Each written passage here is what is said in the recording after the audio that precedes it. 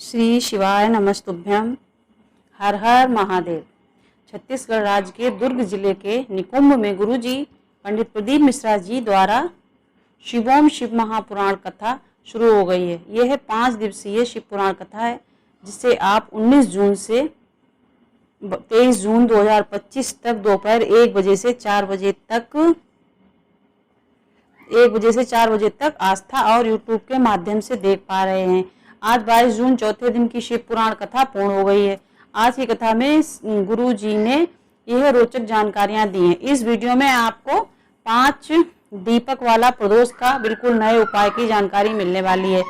शरीर के कष्टों को दूर करने वाले प्रदोष के एक विशेष उपाय की जानकारी मिलने वाली है। साथ ही साथ संतान सुख प्राप्ति के लिए गुरु जी ने हाल ही की कथाओं में जो प्रदोष का नया उपाय बताया वह जानकारी मिलने वाली है। और आज की शिव पुराण कथा में गुरु जी ने यह बताया क्या करने वाले को कभी कोई भूत नहीं लग सकते हैं। साथ ही साथ आज गुरु जी ने बताया है सावन में छत्तीसगढ़ में जो शिव पुराण कथा होगी नई घोषणा, उसे भी अवश्य सुन लीजिएगा। साथ ही साथ आज गुरु जी ने टेंशन डिप्रेशन को दूर करने वाले एक बिल्कुल नए सरल आसान उपाय की जानकारी दी है। ये वीडियो में जितने भी उपाय प्रदोष के हैं वे सभी उपाय आप कल मतलब 23 जून सोमवार प्रदोष शिवरात्रि के महासंयोग के महाअवसर पर आप ये उपाय कर सकते हैं। आज 22 जून की शिव पुराण कथा में गुरुजी पंडित प्रदीप मिश्रा जी ने कुल 7 उपाय और 3 उपयोगी जानकारियां दी हैं। किन्हीं कारणवश अब आपने आज की कथा नहीं सुन पाई तो पूरी कथा का रस तत्व आपको इस छोटे से वीडियो से प्राप्त होने वाला है। बढ़ते हैं एक ऐसे उपाय की ओर जो हाल ही की कथा में गुरुजी ने बताया था, जिसे आपको 23 जून सोमवार प्रदोष शिवरात्रि के विशेष अवसर पर करना है। गुरुजी ने बताया था अगर वंश वृद्धि नहीं हो रही है, सारा इलाज करा लिया, IVF करा लिया, पर फिर भी संतान सुख नहीं हो पा रहा है, तो दोनों पति पत्नी को प्रदोष का व्रत रखना है। और शाम के समय मतलब प्रदोष काल में, जिन्हें पता नहीं है उन्हें बता दें, प्रदोष काल वह समय कहलाता है सूर्यास्त के 45 यानी 45 मिनट पहले से लेकर 45 मिनट बाद तक का समय, या फिर आप 6:30 बजे से लेकर 8:30 बजे के बीच भोलेनाथ के मंदिर में पहुंच सकते हैं। अब सूर्यास्त का समय अलग अलग भी होता है, जैसे गर्मियों में लेट सूर्यास्त होता है, सर्दियों में जल्दी सूर्यास्त होता है। तो आप अपना ये पता कर लीजिए कि सूर्यास्त समय क्या है, उससे 45 मिनट पहले और 45 मिनट बाद कर सकते हैं। तो नहीं तो आप बाद में ये कहेंगे कि सूर्यास्त तो 5 ही बजे, सर्दियों में तो 6 बजे हो जाता है, तो 8:30 बजे तक कैसे रहेगा। तो आप उस हिसाब से अपना अंदाज लगा सकते हैं। आपको प्रदोष का व्रत रखना है। शाम के समय प्रदोष काल में एक दीपक आपको तैयार करना है, जिसमें 2 बाती होनी चाहिए। दोनों बाती को मिलाकर एक बाती बनाना है, मतलब 2 लंबी बाती बनाइए, दोनों बातियों को फिर मिलाकर आपस में एक बाती कर लीजिए। और इस दीपक को आपको प्रदोष के दिन प्रदोष काल में भोलेनाथ के मंदिर में जाकर प्रज्वलित कर देना है। संतान सुख होकर ही रहता है। अगर मंदिर नहीं जा सकते हैं तो घर में अगर शिवलिंग है तो वहां पर भी आप यह दीपक प्रज्वलित करके लाभ प्राप्त कर सकते हैं। बढ़ते हैं आज की कथा की पहली विशेष जानकारी की ओर।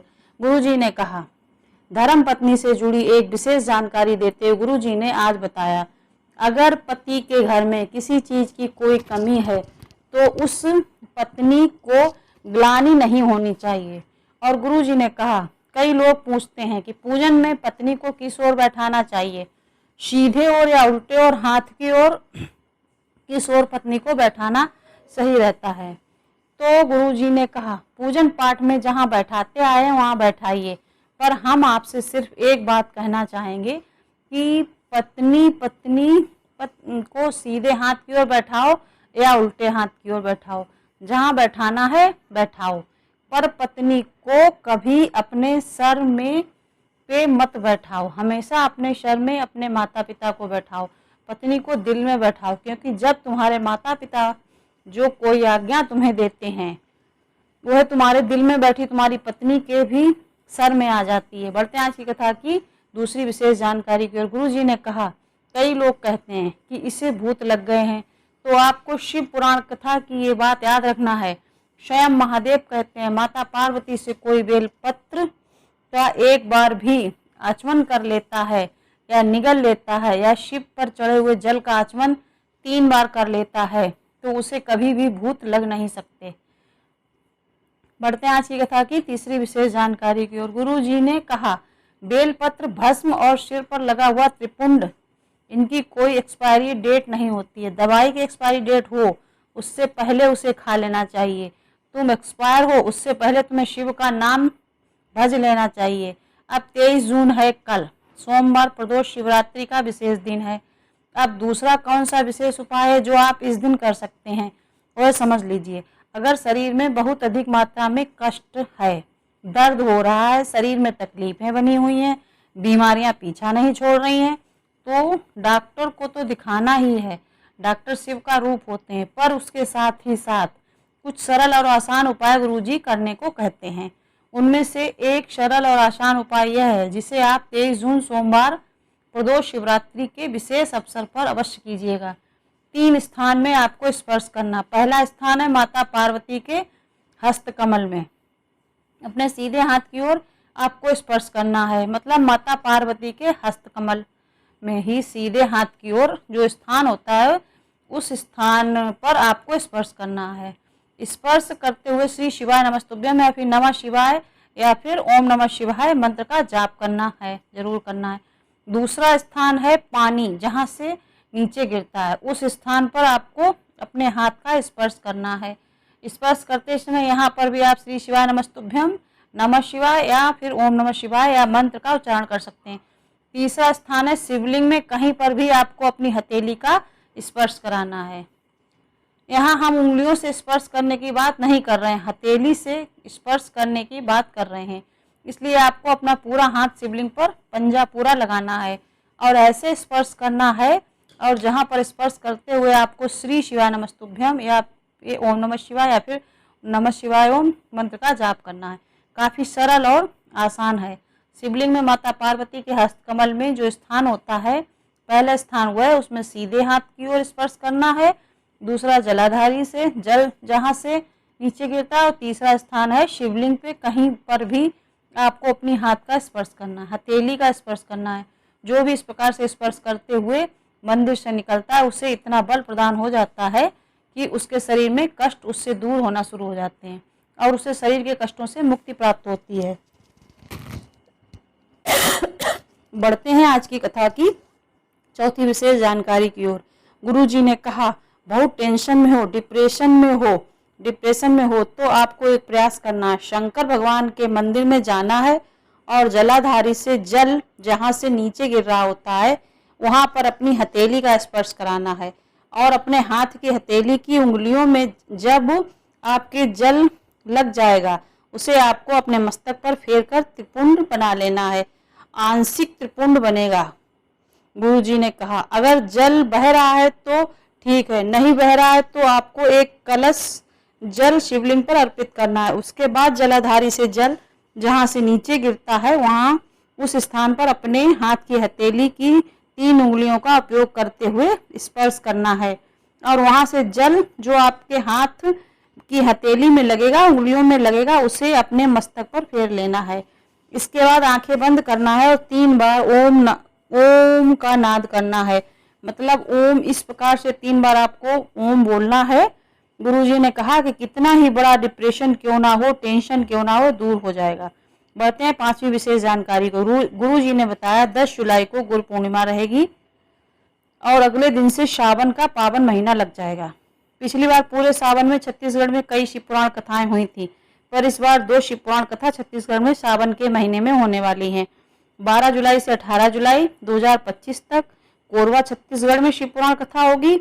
इसके बाद 30 जुलाई से 5 अगस्त 2025 तक जयंतीवा स्टेडियम भिलाई में शिव पुराण कथा होगी। समय 1 बजे से 4 बजे तक रहने की उम्मीद है।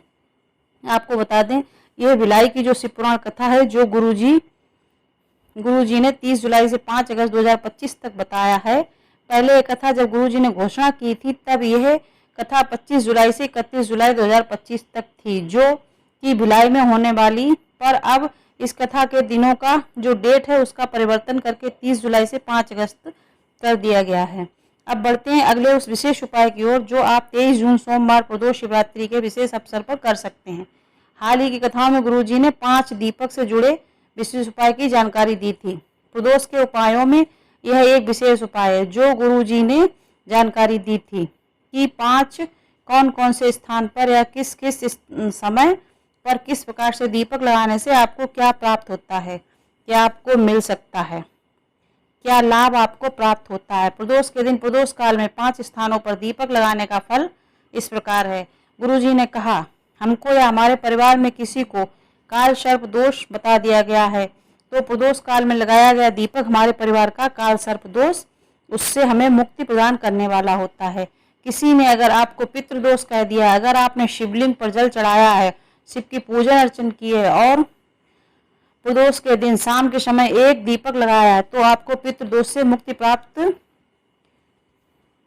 होती है। तीसरा, अगर आप प्रदोष के दिन प्रदोष काल में एक दीपक भोलेनाथ के मंदिर में प्रज्वलित कर देते हैं तो आपको वास्तु दोष से भी मुक्ति प्राप्त होती है। चौथा, 1 रुपये कमाए सवा खर्च हो जाए, व्यापार अच्छा नहीं चल रहा है, नौकरी अच्छी नहीं चल रही है तो प्रदोष के दिन प्रदोष काल में भोलेनाथ के मंदिर में और अपने घर के मुख्य द्वार में एक लंबी बाती का दीपक लगाने से आपको घर में और व्यापार में धन की जो किल्लत चल रही है वो दूर होती है। भोलेनाथ के मंदिर में आप गोल बाती का दीपक लगाएं, घर में जो आप दीपक लगाएंगे ये लंबी बाती का रहेगा। 5वां और अंतिम दीपक का रोग निवारण करता है। प्रदोष के दिन प्रदोष काल का दीपक, ये दीपक लगाने के बाद गुरुजी ने भोलेनाथ के मंदिर की कही है। ध्यान रखें, सभी दीपक आपको भोलेनाथ के मंदिर में लगाना है और प्रदोष के दिन प्रदोष काल में लगाना है।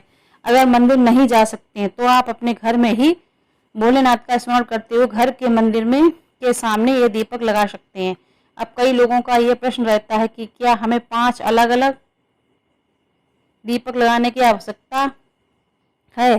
तो अलग अलग दीपक लगाने की आवश्यकता नहीं है। ऐसा कोई जरूरी नहीं कि 5 अलग अलग दीपक लगाएंगे।